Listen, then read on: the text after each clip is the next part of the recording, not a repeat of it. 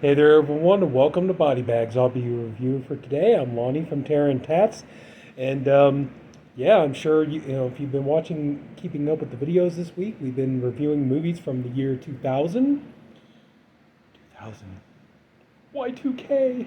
Yeah. Well, so far, thankfully, we're still here. You know, I mean, people could argue that, but anyway, that's beside the point. Okay, so the movie that I decided to go with this week is I'm surprised this hasn't been done. This, I feel, is a very underrated George Romero classic, and I really do hope more people see this movie. And I really hope that someday maybe we could see a nice Blu-ray of this and kind of, rescue it from obscurity. But if you get this movie, if you get a chance, if you can pick up this movie, check it out. And it's free. You can watch it like on Vudu for free with ads and stuff. But the movie that I'm talking about is Bruiser. This is a good movie. Meet the new face of terror. And yeah, I mean, I really do. I adore this movie. I mean, I pretty much adore just about every movie Romero's ever made. And I miss him. I mean, I really do. I miss him.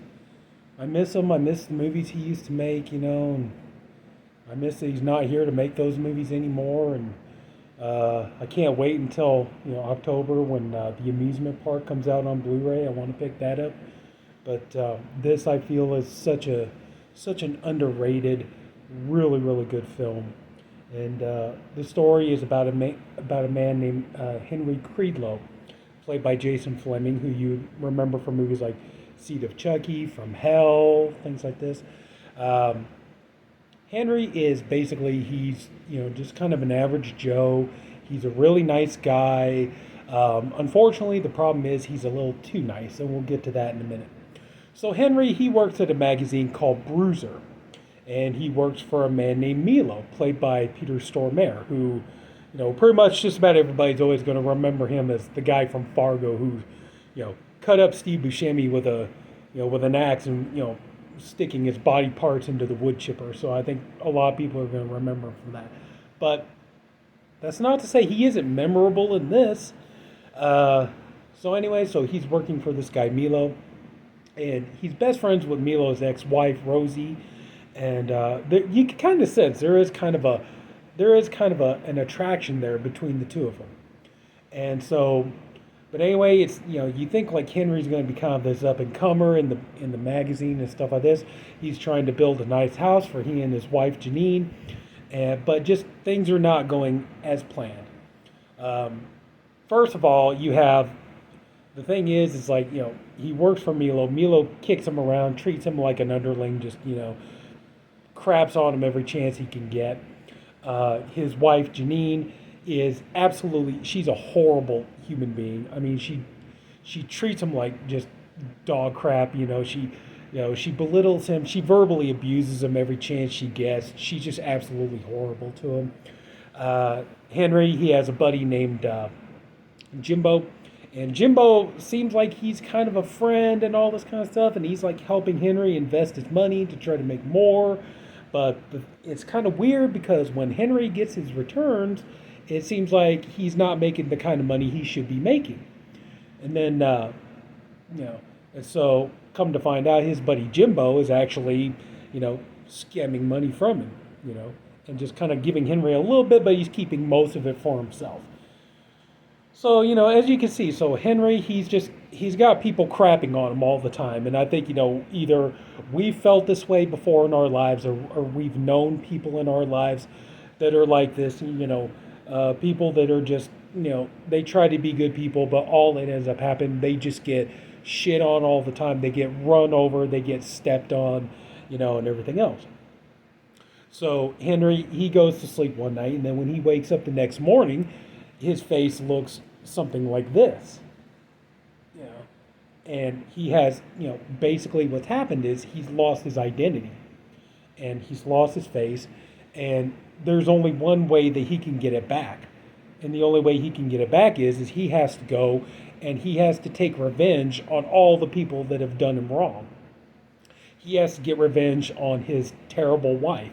He has to get revenge on like the Hispanic housekeeper who's stealing, silver and stealing money from him and things like this. He has to go to Jimbo and he has to confront him and get revenge for all the money that Henry invested, but Jimbo stole from him and everything else. So he's basically like going on a killing spree to reclaim his identity, because that's the only way he's going to get it back, is he has to stand up for himself and he has to not let people run over him anymore.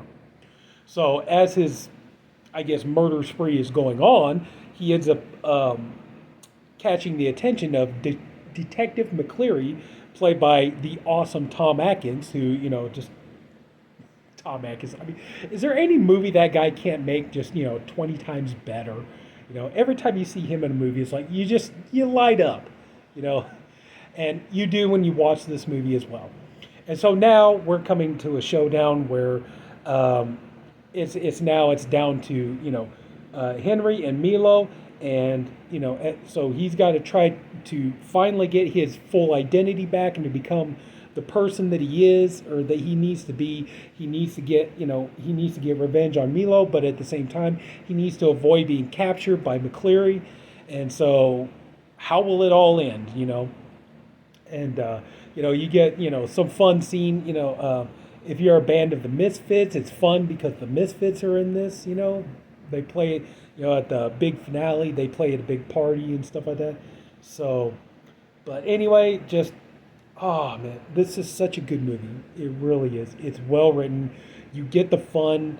One thing that I think is fun is like you have like Tom Atkins. It's like he's playing a detective, but he kind of speaks in that old way, kind of like 1940s detective, detective style. You know what I mean? It's like when he, instead of saying woman, he says old words. He's instead of calling a woman, he calls him a dame. And stuff, and he has, he just kind of like, he just has an old kind of way of speaking, and it's kind of fun to listen to. And he does have some really good moments and some fun banter and dialogue and everything else. And like one part is kind of fun is where he's interviewing Milo and Rosie, and they just kind of like, they're screaming at each other, and like Milo just won't shut up and everything else. And so, like finally Rosie's like, Milo, will you shut the fuck up? And he's, don't tell me. And and Tom has, yeah, the lady said to shut the fuck up, and stuff. Tom Atkins is awesome in this movie. Unfortunately, he doesn't come in till like about the halfway mark, I'd say, but still, Peter Stormare, he is so fun to watch as the bad guy in this movie. He makes for a great villain, and you can tell like he's having fun with this. That's, I think, something too that I think when you're watching this movie, I think you're going to kind of notice is that pretty much every actor in this movie, they're having a blast doing this. They're just having a good time. And I think they're probably just having fun working with Romero and, just making a good movie. But, like a lot of Romero's films, it's an intelligent horror film. And, he always tried to put, he always tried to put some kind of a statement or a social commentary or something like that into a lot of his movies. And this one's no different. This one is about, there is a strong message in this movie about, we as people, we can't let everybody run us over. We need to stand up for ourselves. We need to, don't let people take advantage of us. We got to know when we need to fight back. And, because that's the thing. If we just let everybody run us over, we let everybody, just drag us down, we lose our identity. And, I think Romero told a really good and interesting story here. I believe he got the inspiration from Kafka's story Metamorphosis. I seem to remember hearing that. But if you get a chance, yeah, this movie is so good, and I highly recommend it. And like I said, I miss George. I miss him badly. And I miss the movies they made. But anyway, though, we still, he left us with a lot of good stories, and this is definitely one of them. And I strongly urge, if you haven't seen this, please give it a chance and check it out.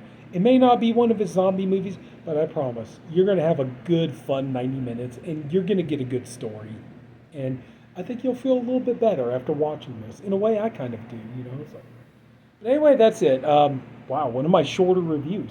Anyway, so if anybody took the time to watch this, I thank you for doing it. I appreciate you for doing it. I honestly hope you enjoyed this video. If you did, please leave a like. If you haven't already, go ahead and subscribe to the BodyBags channel. There's a different reviewer, one for every day of the week. I'm the Saturday reviewer. We have great guys. Everybody's all doing really good stuff. And yeah, we have more fun theme weeks and everything else coming up. So that's it. So everybody take care. Have a good night. Check out Bruiser by George Romero. You'll thank me for it. So that's it. Take care, everybody. See you later.